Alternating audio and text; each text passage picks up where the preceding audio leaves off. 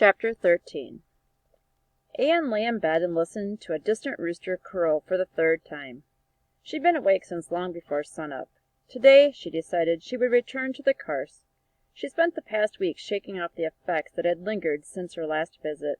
This had never happened before. When she first emerged from the bog to find Laius eyeing the hourglass, its final sands trickling away, she'd taken a deep breath. Inside the Carse, the fears always filled her like something liquid and heavy. It weighed her down. Once she was outside, the heaviness drained away and the fear vanished. She'd waited for this to happen. The fear vanished, as always. The weight did not. For the next few days, Anne still felt that heavy weight pulling at her arms and legs and head like laden marionette strings. Every move she made was slow and labored, and all the more curious was the nagging sensation that it was familiar, like she was still in the bog and yet wasn't, almost as if she'd taken a part of the Carse with her, or maybe left a bit of herself behind. For the first couple days, Mrs. Gwendolen mistook Anne's symptoms for the flu and confined the girl to bed. Mrs. Gwendolen cheerfully served chicken soup and reminded Anne to keep her head high because all illnesses passed. For the better part of the week, Anne was convinced this feeling would never pass. But it did. Just this morning she finally felt like the weight was no longer tugging at her. For the first time since her return, she felt back to normal, which proved to be a whole new problem. She missed the weight. She craved it. She hadn't realized it. She had been too worried about the weight lingering, but when the heaviness was inside her, Anne hadn't felt broken. The idea of returning to the Carse so she could feel that way again filled her with excitement. Late that night, Anne and Laius slipped from the house with the hourglass. Anne had lent it to her stepbrother so he could stare at it when he practiced blowing glass each morning. Now he carried it with him wherever he went, pleased to be entrusted with something that he knew meant so much to Anne. At one with the shadows, Anne and Laius made their way to the entrance of the Carse. 2 turns? Laius asked. If the boy had a problem with Anne spending that much time in the bog, his ability to express it was limited to a lopsided grin and crinkled brow.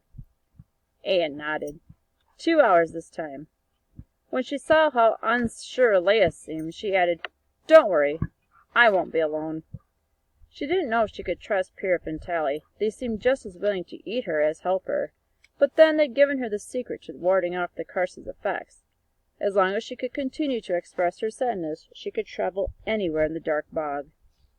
Laius took his place across the road from the Carse's entrance, nodded, and gave the hourglass its first turn. With the sands trickling down and eagerness practically prodding at her every step, Anne returned to the Carse. Immediately she felt that familiar weight. Her arms drooped at her sides, and her stride was sluggish, and she loved it. She felt the fear, but it wasn't nearly as strong as it had been, which seemed suspicious. She ventured forward, on her guard. Anne's thoughts traveled to Janaya. There were things she hadn't told the princess in her letters, like how she shared the story of the princess and the dying queen, or that she'd met creatures who shared names with 2 fabled cousins, or how she'd allowed her impolite guides to believe that she, Anne, was Janaya. These details aren't important, Anne had reasoned with writing the letters. She wants to know what is keeping her from the Carse. Why bother her with things that don't matter? But now, back in the Carse, she felt ashamed about the omissions. Janaya had been nothing but honest with her from the start. Anne was a traitor, not only to the princess, but to all the monarchy. She wasn't worthy of the royal family's trust. She was nothing but a liar. She wanted to give up right now. Anne clenched her jaw and marched forward. Another new trick of the Carse. Guilty feelings had almost succeeded in making her abandon her charge. Almost. She had to smile. She forced the Carse to change how it dealt with her, which meant she was winning. Anne returned to the hook-shaped rock, as if they knew she was coming. The imps emerged from the sludge and led the girl onward. "What does the Highness want to know?" Pirip asked. "There's an ancient warning," Anne said. "It states that no monarch can enter the Carse, or else the monarchy will fall." "The Highness is here," Tally said. "Has the monarchy fallen?" Anne ignored the question. "I wish to understand what the warning means. I believe the answer lies somewhere in the Carse." Parrot gave an odd little croak that Anne thought might have been a chuckle. Many answers lie in the heart of the Carse, Parrot said. Answers to questions no one asks. Tally clawed at the ground. What does the Highness fear most, the answers or the questions? Anne fixed the imps with a confident stare. I fear neither. The imps burbled at each other, saying words Anne didn't understand. Then they turned and trod deeper into the cars, motioning for Anne to follow.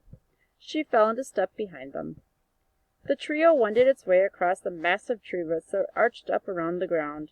Anne held her nose as the pungent odors grew worse. Now she could smell hot tar and rotting meat. None of it affected Parrot and Tally.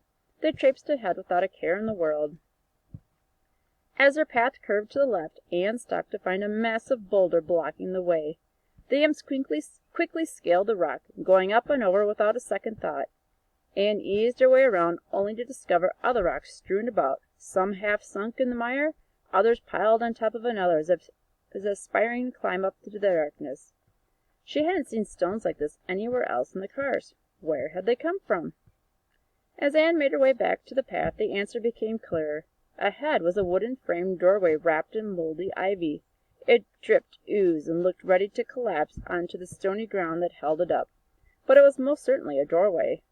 What is this place? Anne asked. The first monarch, Parrot said. Before 9 Towers, the first monarch lived here. A mighty castle.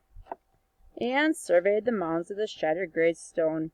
If there was a castle to be seen, it existed only in Parrot's imagination.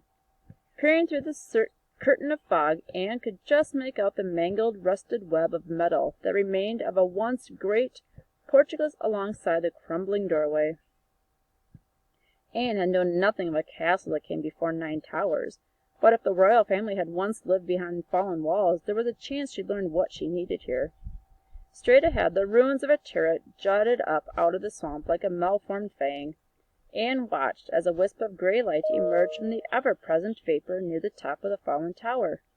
The light took the shape of a transparent man, tall and thin. The man, who wore a crown with 9 points, stepped from the turret onto a decaying balcony. He looked out into the cars and then bowed his head and silently wept. A second later, the light winked from existence. Then the scene repeated. The man formed inside the turret, stepped onto the precipice, and wept. This happened over and over. Anne pressed her hand against the archway to steady herself. Is that a ghost? Tally spat. No ghosts. No such thing. Shades. Shades in the cars. Nothing but shades. When Anne moved to get a closer look, a flicker of light caught her attention. She turned to see more shades near a pile of broken timber and chains that might once have been a drawbridge. The shades wore armor emblazoned with the royal crest, signifying the monarch's personal army. They loaded and fired a catapult aimed at the castle, and then did it again, over and over like the shade in the turret. Anne saw the faces of the shades and gasped. These soldiers launched their ghostly assault with wide smiles. What's going on here? Anne asked, but it seemed clear. Insurrection. The king's own soldiers, who had no doubt sworn a blood oath to protect their liege at all costs, had once attempted to overthrow him. Anne had studied the history of the monarchy, but this was one fact she had never learned. A revolution should be worthy of at least a footnote. King Isar, Parrot explained, pointing back to the chariot. The just ruler, they called him, the peace-bringer, the mad monarch. Anne whirled around. Mad? What do you mean, mad? This was another fact missing from the history books. Isar had only ever been referred to with awe. No book had ever called him mad. Tally scaled the remains of the balustrade. The creature's stubby arms indicated the entirety of the castle ruins. He stayed inside. Battering rams, sage engines, all laid waste to his home.